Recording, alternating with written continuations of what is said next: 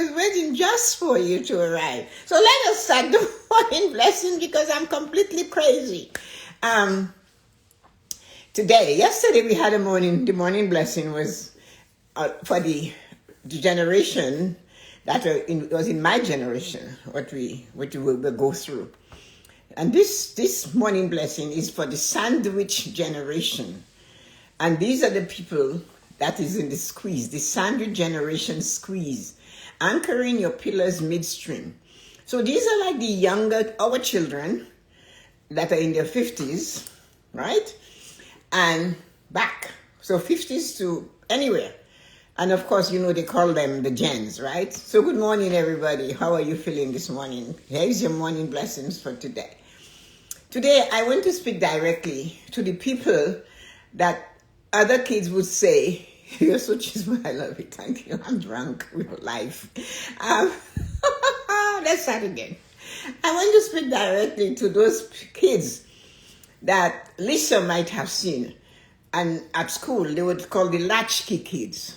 They had the key hanging in front of them.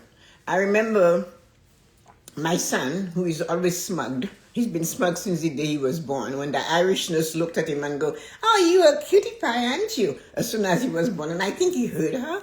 And that just stuck in his head.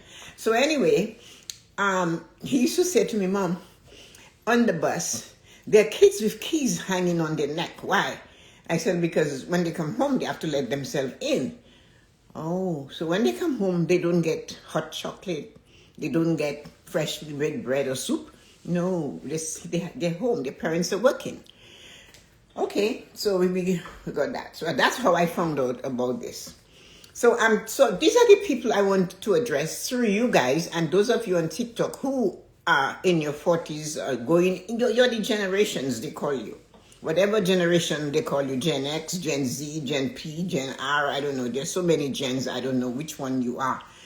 But you are that unique person. You are at a unique stage of your life. And this is what I want those of you that know them to transfer to them.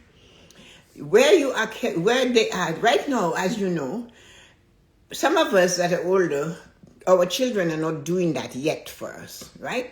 So, but there are people that are the ages of our children, Ryan's ages, all these other younger people, and now they are caring for aging parents on one side and supporting their own careers, their adult life, or even in this stage, some of them might have grandchildren, or their children are still young on the other. And so you see, I'm about to tell you this message. That message is for them. In the middle of all that you're doing, you cannot afford to lose your being. And that is something they have to understand. And I blame us for that. It's all or nothing. We pushed them. We encouraged them. We didn't want them to start at the bottom and stay at the bottom. We told them they had to do better. We told them, if I could do this with what I have, you should be able to do better. I was famous for saying, listen to me, I didn't have to leave this Dominica and come here in this country and suffer and soaking all this cold in my bones. If I was there, I wouldn't even be working. And here I am, so you better make sure you do better than me. This was my mantra to my kids. I said I didn't have to leave the tropics and come here. And if I had stayed there, I wouldn't have to work for a living. I might have 100 children and be married, fine, but I wouldn't have to work. So if I come here and I'm soaking up this cold in my bones, it's because I want you to do better than me. And that was my mantra. So this is that I do not want them to lose being who they are. The economy for 2026 is terrible. It's putting a squeeze on all of us and on you guys more than us. But it's also calling for your greatest resilience. You have to be stronger than that. You have, I know the world, they say they think as if you guys are hiding under your parents' bed and you're not out into the world. The thing is that you are out into the world. You're doing your best.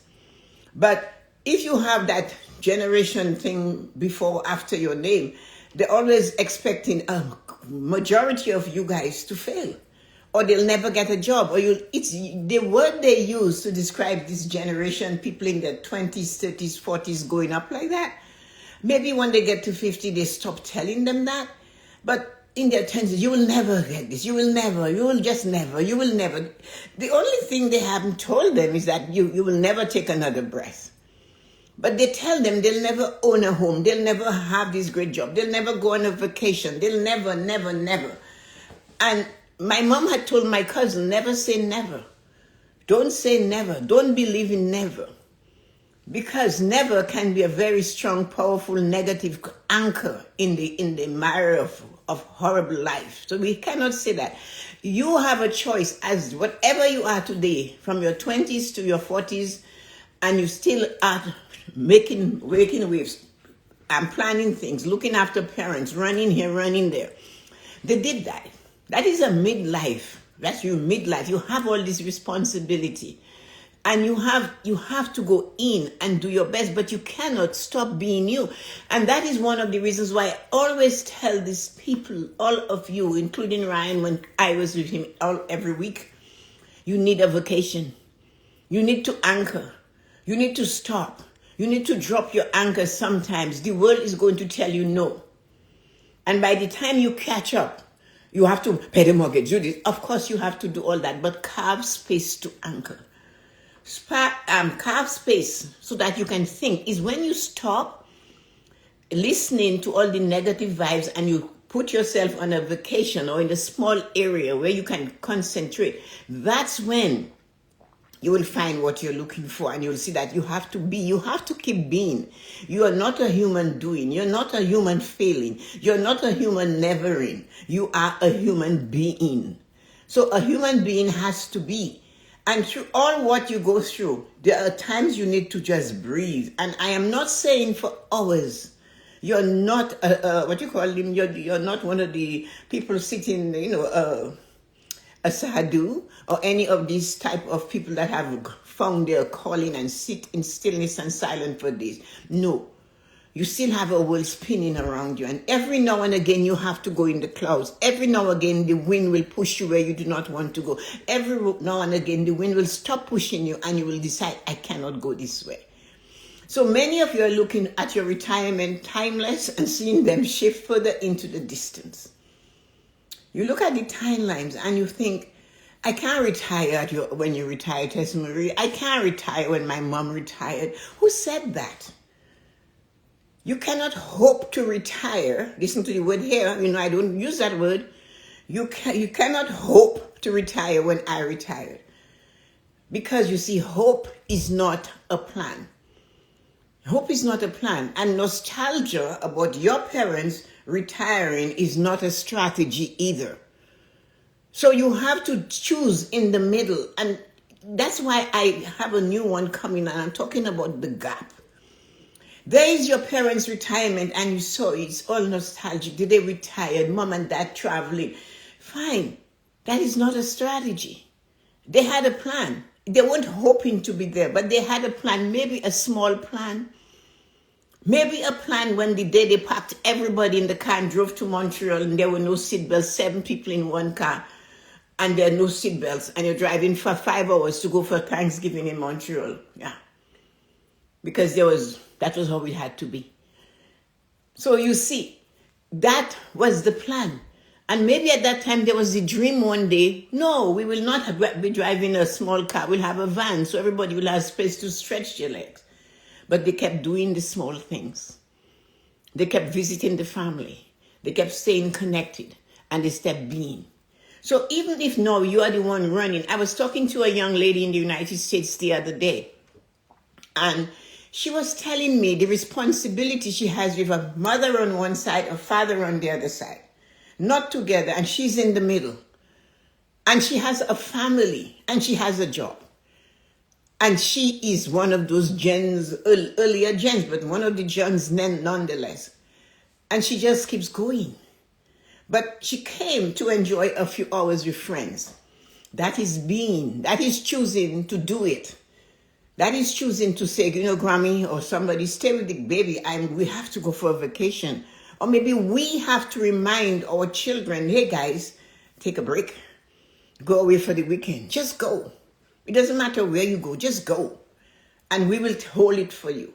But if you are the parent they're taking care of, your job is to teach them all what you didn't do right.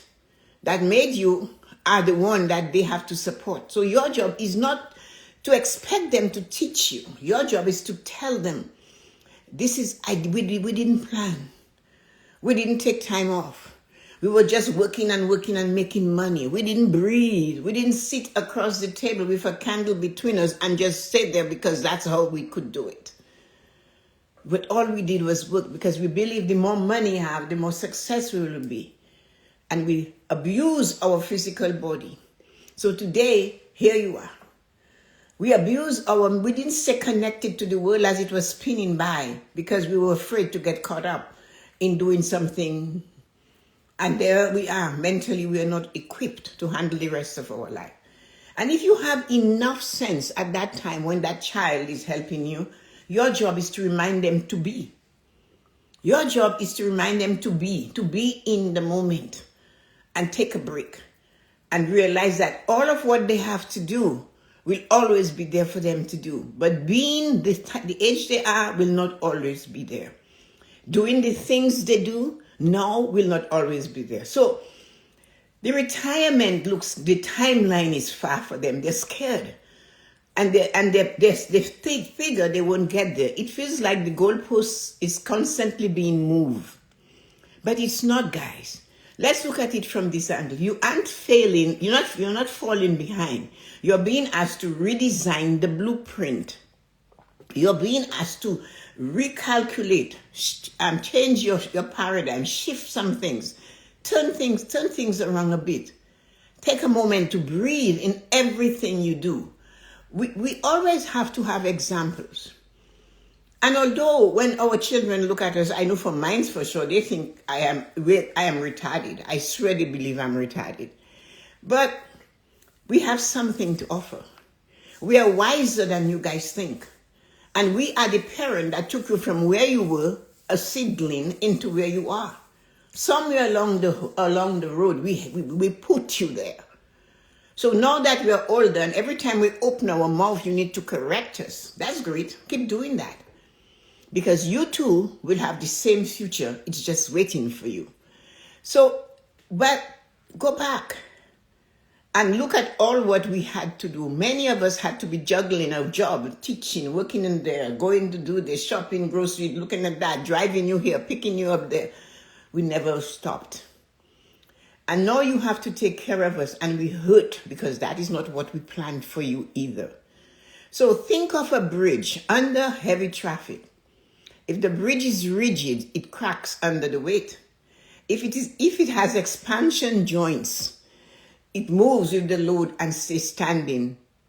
And your 5 pillars of prosperity are your expansion joints. I know about those things because I was always around my dad with his construction thing. I have scars to show where I fell on a rod and it cut my forehead. You know, those steel rods. So I was always there. So I know what an expansion joint is. It helps it to move. If you go to Peru, their doors and their windows are not shaped like that. They're like that. They have the warrior pose because of the shift in the soil, in the land, so that they will stand. Whereas if it's straight, it will fall. So you have to look at it that if you capture your 5 pillars and you take time to breathe in the middle of this turmoil that they're telling you will never get out of, you Gen Zs. They're telling us again, for you Gen Zs, that you'll never, you will just never. But you're 45 and you're now looking at parents that you need to take care of.